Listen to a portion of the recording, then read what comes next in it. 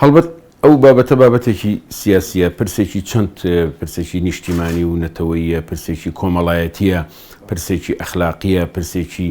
یاساییە، هێندەش پرسێکی سیاسیە پەیوەندی بە ململانی و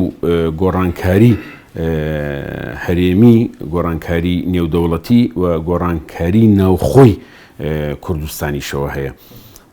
ئەوەی کە ئێمە تێبینی ئەەکەین لە سەرەتای ئەو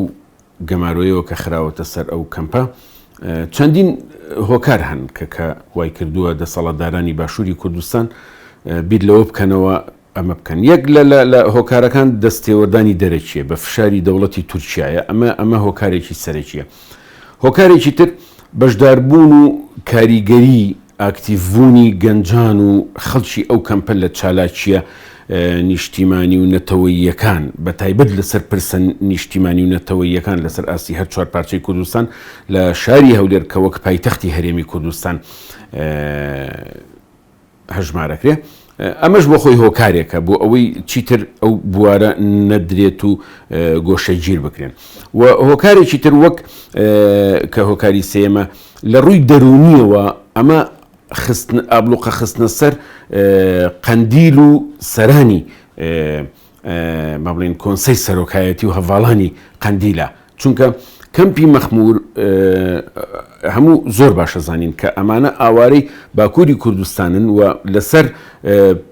دۆزیەک لەسەر پرسێک ئاوارە بوون کە پرسی نەتەوەییە لە تورکیا، ئەوەی کە نمایندەیی و نوێنەرایەتی ئەو پرسە ئەکات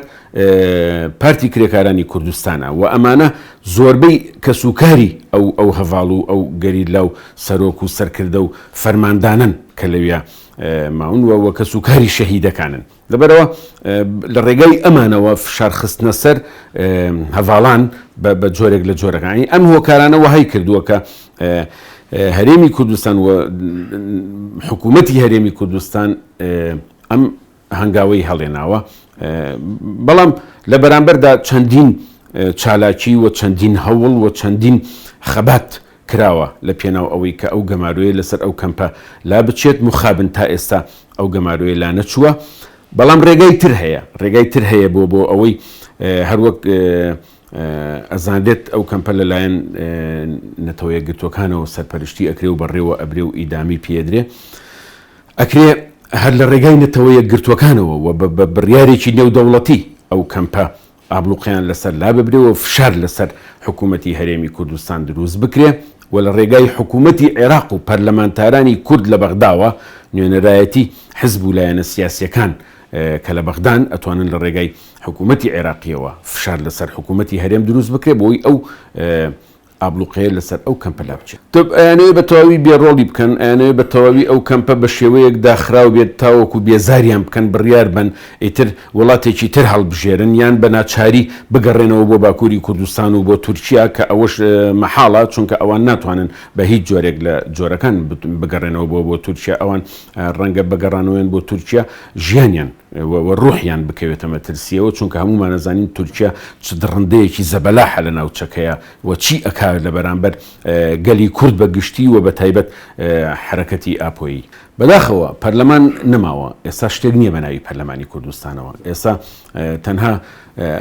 ئەوانەی کە لە پێشترە لە پەرلەمان دەستیان درێژ بوو، دەستیان هەڵە بڕی بووە بەڵێ، ئێستا ئەوەش نەماوە، چونکە کۆبوونەوە ناکرێت تا بەڵێ بە پرۆژە بڕیار و یاسا بدەن. ئێستا تەنها کۆمەڵێک دەم درێژی ئەکەن لە ڕێی کەناڵەکانەوە بە ناوی نوێنەرایەتی خەڵکەوە. ئەوانەی کە لە پێشتردا دەستیان درێژ بوو ئێستا دەمیان درێژە، جینە ڕاست ناکەن. ئەگەر ڕاستەکەن بەو هەموو حیزبە لە هەولێر بۆ نەیانتوانیوە 100 کەس بێن لەسەر شەقام، نەک تەنها لەسەر پرسی لابردنی ئابلوقەی سەرکەمپی مەخمور، بەڵکو لەسەر تەواوی پرسە نیشتیمانی و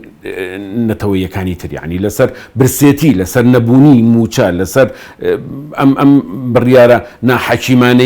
حەکیمانانەی کە حکوومەتی هەرێم دەری ئەکات و ئەوە تا بۆتە هۆی دروستبوونی خۆپیشاندان و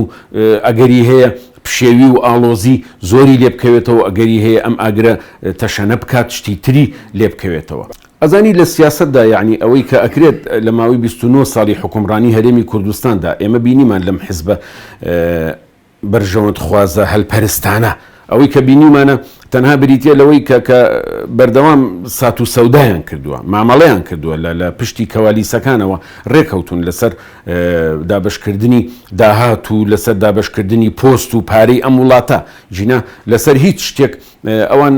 بەڕاستی ململانیان نبووە تاوەکو یەکلایی بکەنەوە بەڵێ بە دڵنیایی ئەو بێدەنجی هەموو حزب و لایەنە سیاسەکان یعنی من کەوتم پەرلەمانتار بووە لە 4 ساڵی خولەکەی خۆی کە لە هەولێر بووە تەنها دەستی درێژ بووە و دەستی بەرز کردوەوە بۆ بەڵێ بۆ هەموو شتێک بۆ شتی نایاسایی بەڵام ئێستا کە خانەنشین بووە و پاڵی لێداوەتەوە و بێمنەتەوە و موچەکەی مسۆگەرە ئێستا زمانی درێژە لە کەناڵەکانەوە باسی ناداتپەروەری و نەبوونی شەفافیەت و یعنی نەبوونی یاسا و نەبوونی بە موئەسەسات نەبوونی حکوومەتی هەرێم و دەستگاکانی هەرێمی کوردستانەکە ئەمە بۆ خۆی کارەساتە یعنی ئەمە ئەم حزب و لایەنە سیاسیانە هەمویان بەشدارن لە خوڵقاندنی ئەم دۆخە تەنها پارتی دیموکراتی کوردستان نییە نا پارتی هەرچی شتێکی کردووە بە ناوی حکوومەتەوە کردوێتی ئابلوقی خسۆتە سەر ڕۆژاوای کوردستان دەواازەی سێمێلکەی داخستووە سوپای تورکیا کە هاتووە بە تەنسیق لەگەڵ ئینجا نەوتی ڕادستی تورکیا کە هەموو ئەمانە بە ناوی حکوومەتی هەرێمی کوردستانەوە کردوێتی و حکوومەتی هەرێمی کوردستان حکوومەتی بنکە فراوانە هەمویان بەشدارن تێیدا